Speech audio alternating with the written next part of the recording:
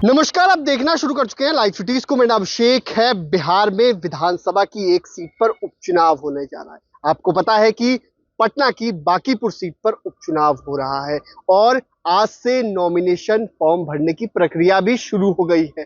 लेकिन सबसे पहले प्रशांत किशोर की जनसुराज पार्टी ने अपना उम्मीदवार प्रशांत किशोर को ही बना दिया है। ऐसे में महागठबंधन क्या करेगा, एनडीए क्या कुछ करेगा, इन तमाम चीजों को लेकर हम इस वीडियो में बातचीत करेंगे। हमारे सहयोगी आलोक हमारे साथ हैं।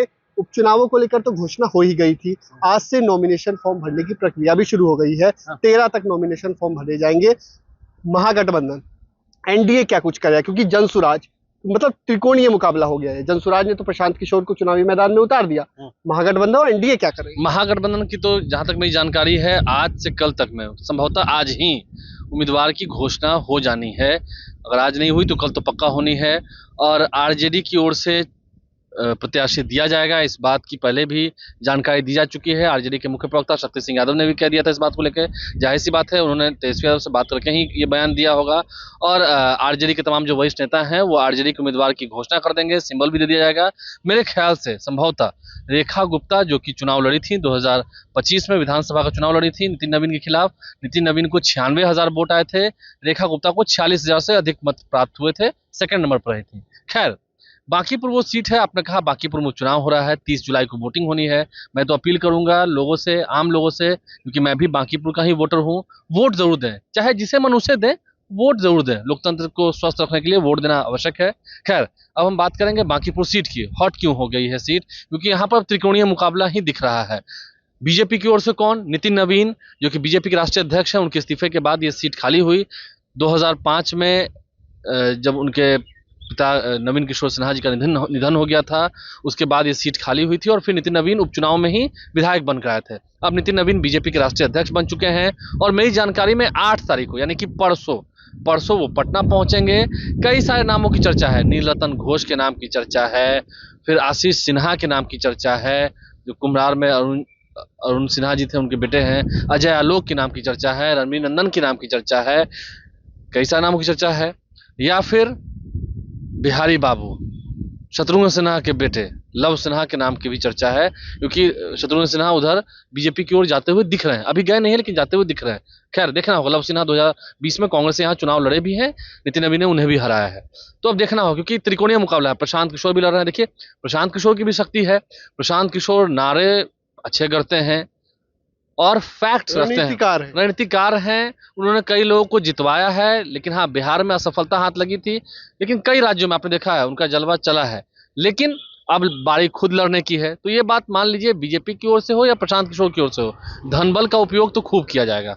कार्यकर्ताओं को प्रसन्न रखने के लिए अगले 20-25 दिनों तक पूरी उनकी खातिरदारी की जाएगी। कहीं कोई नाराज ना हो जाए, कोई भूखा ना रहे, और मतलब पेट भी भरे तो कम से कम मांसाहारी भोजन तो जरूर मिले। इस बात बड़ा सवाल उठ रहा है, महागठबंधन में सब कुछ ठीक नहीं है। कांग्रेस के कई नेताओं ने कहा है कि प्रशांत किशोर को साझा उम्मीदवार बना। अब आपने बिल्कुल सही कहा। हाँ, आरजेडी उम्मीदवार दे रही है, लेकिन क्या कांग्रेस को अपने कॉन्फ्रेंट में लिया है?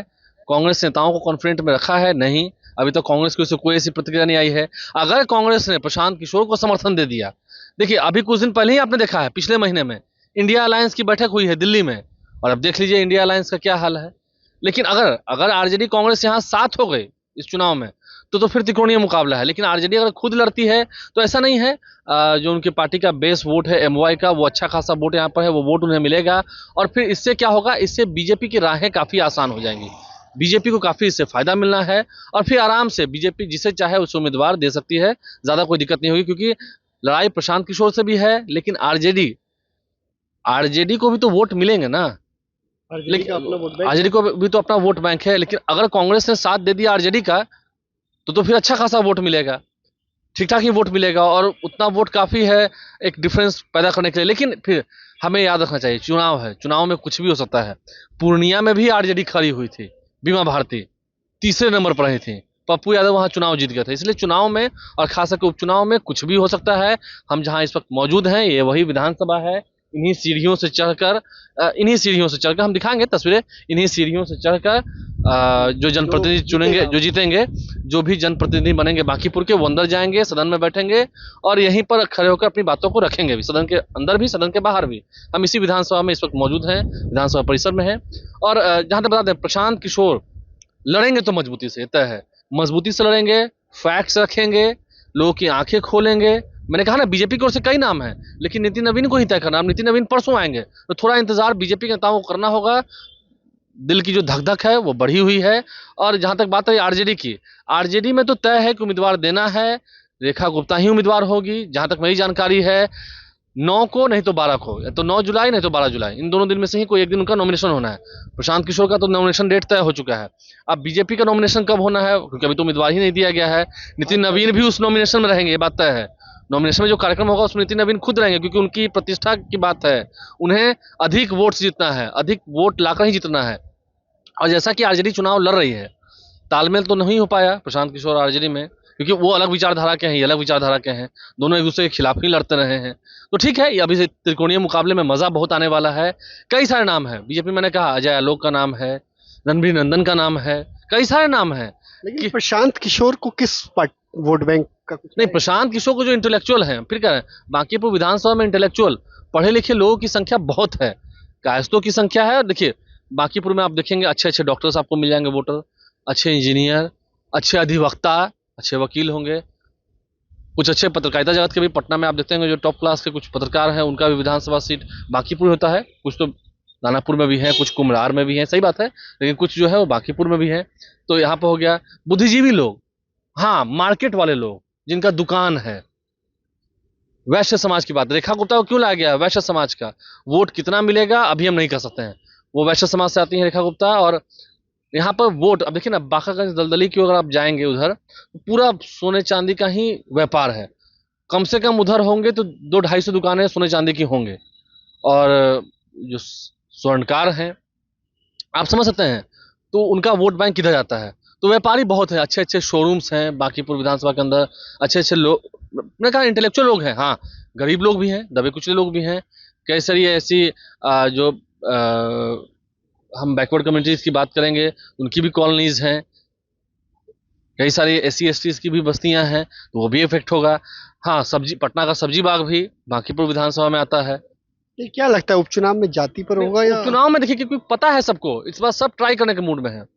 जो बीजेपी से के प्रत्याशी से खुश नहीं होंगे, 20 दावेदार है ना कम से कम बीजेपी में, एक को ही मिलना है, 19 तो शिथिल हो जाएंगे, शांत पड़ जाएंगे। वो किसको देंगे? आरजेडी को तो देंगे नहीं, तो प्रशांत किशोर को देंगे। जो नितिन नवीन से खुश, बीजेपी भी अपनी पावर लगाएगी, बीजेपी तो पावर लगाएगी, फिर कह रहे हैं जो बीजेपी से नाराज है लेकिन आरजेडी को नहीं देना चाहता है। देखिए, जिनको बीजेपी को देना है वो बीजेपी को ही देंगे, ये बात तय है। आपने आज संजय झा से बातचीत की थी, उन्होंने कहा कि प्रतिष्ठा की सीट बन गई है। हाँ, प्रतिष्ठा की सीट बन गई है और अच्छे रिकॉर्ड मार्जिन से जीतेंगे, ये बात भी संजय झा ने कहा, जेडीयू के राष्ट्रीय कार्यकारी अध्यक्ष हैं। क्योंकि प्रशांत किशोर इस बात को कह रहे हैं कि अगर आपको मैसेज देना है कि नीतीश कुमार को हटाकर सम्राट चौधरी को जो लाया गया, ये छल किया गया, आपके वोट से खिलवाड़ किया गया, जो 2025 में आपने वोट दिया था, तो मैसेज कैसे देंगे? तो बीजेपी को हरा कर देंगे। अब इसमें जेडीयू की अहम भूमिका है, नीतीश कुमार की पार्टी जेडीयू की अहम भूमिका है, जेडीयू नेताओं को भी लगना होगा।